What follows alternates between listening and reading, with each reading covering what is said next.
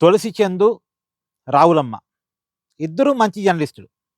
ఇద్దరూ main stream మీడియాలో పనిచేసిన జర్నలిస్టులే. సరే ఒకళ్ళు లెఫ్ట్ వర్షన్ కావచ్చు, ఇంకొకళ్ళు రైట్ వర్షన్ కావచ్చు. ఇద్దరూ తమ అభిప్రాయాన్ని చాలా బలంగా జనానికి అర్థమయ్యేలా చెప్పగలిగిన కెపాసిటీ ఉన్నవాళ్ళే. వాళ్ళ కమ్యూనికేషన్ స్కిల్స్ అద్భుతం. ఇప్పుడు వాళ్ళిద్దరి మధ్య ఒక అనవసరమైన తగాదా నడుస్తుంది.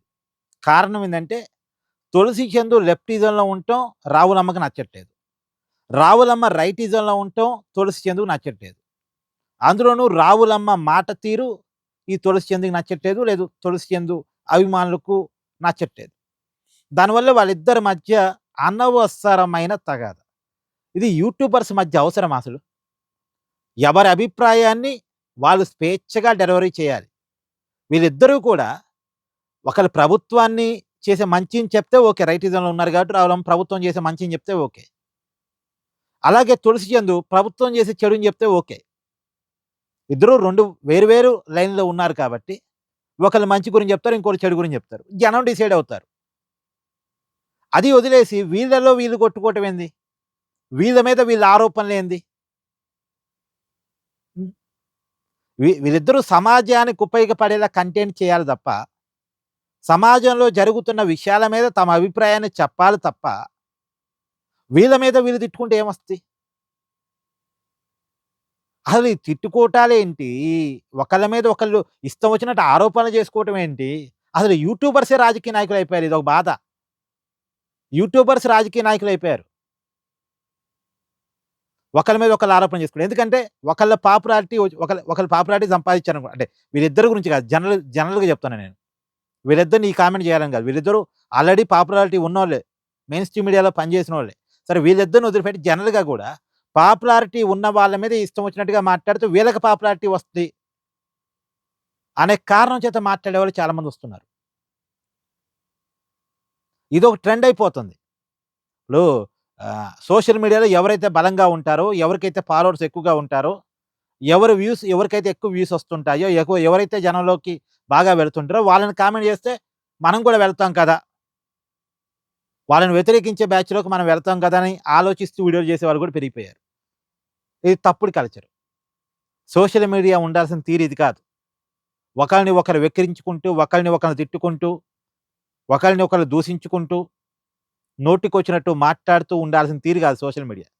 సోషల్ మీడియా అనేది సబ్జెక్టివ్‌గా ఉండాలి. పాయింట్ టు పాయింట్ ఉండాలి. సమాజానికి ఉపయోగపడే మాటలు చెప్పేలా ఉండాలి. ఇది ఏంటి ఈ అనవసరపు వివాదాలు? ఒక యూట్యూబర్‌ని ఇంకొక యూట్యూబర్ తిడతాడు. ఒక యూట్యూబర్ పాలిసీని ఇంకొక యూట్యూబర్ పాయింట్ ఔట్ చేయటం వేరు. వ్యక్తిగతంగా తిట్టుకోవటం వేరు. ఎందుకు ఈ వ్యక్తిగత తిట్టుకోటాలు? కాబట్టి ఇది అనవసరపు వివాదం అని నేను అనుకుంటున్నాను. వాళ్ళిద్దరూ మెచ్యూరిటీ ఉన్నవాళ్ళే కాబట్టి ఆలోచించుకోవాలి. ఎందుకు మనం కొట్టుకోవడం ఎందుకు? మనం పాలకుల మీద ప్రశ్నలుండాలి. లేదా సమాజం మీద ప్రశ్నలుండాలి. సమాజాన్ని అవేర్‌నెస్ చేసేలా వీడియోలు చేయాలి. సమాజాన్ని చైతన్యం చేయటానికి మన ప్రయత్నం ఉండాలి. ఎందుకంటే మనకి ఫాలోవర్స్ ఉన్నారు. మనకి బాధ్యత ఎక్కువుంది.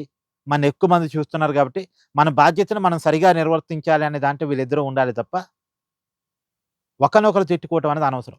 అయితే ఇంకొక విషయం కూడా చెప్పదలుచుకున్నా అండి. లెఫ్టిస్టులు రైటిజాన్ని గుడ్డిగా వ్యతిరేకిస్తుంటారు.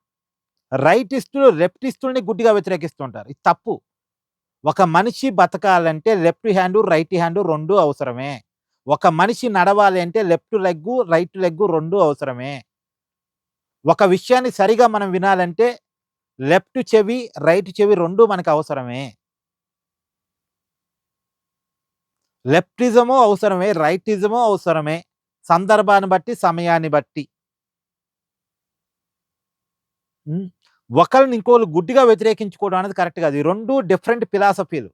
2 భిన్నమైన సిద్ధాంతాలు. ఈ రెండిట్లో చాలా మంచి ఉంది. ఈ రెండిట్లో కూడా చాలా మంచి ఉంది. ఈ మంచిని ప్రజలకి చెప్పగలిగితే చాలు. రైటిస్టులు చేశారు కాబట్టి లెఫ్టిస్టులు గుడ్డిగా రైటిస్టుల విధానాలను వ్యతిరేకించడం, లేదు లెఫ్టిస్టుల్ని గుడ్డిగా రైటిస్టులు వ్యతిరేకించడం ఇది కరెక్ట్ కాదు. ఇదే జరుగుతుంది ఈ దేశంలో. అయితే రైట్ వైపున ఉండాలి. లేదు లెఫ్ట్ వైపున ఉండాలి. ఏదో ఒకటే జరగాలి. లెఫ్ట్ వైపు ఉంటే రైటిజాన్ని గుడ్డిగా వ్యతిరేకించాలి. ఇప్పుడు బీజేపీని గట్టిగా వ్యతిరేకించాలి. మోడీని గట్టిగా వ్యతిరేకించాలి. ఏం చేసినా వ్యతిరేకించాలి. లేదు రైటిస్టులు అనుకోండి. ఇక లెఫ్టిస్టులు దేశద్రోహులని ఒక ముద్రేసేయాలి.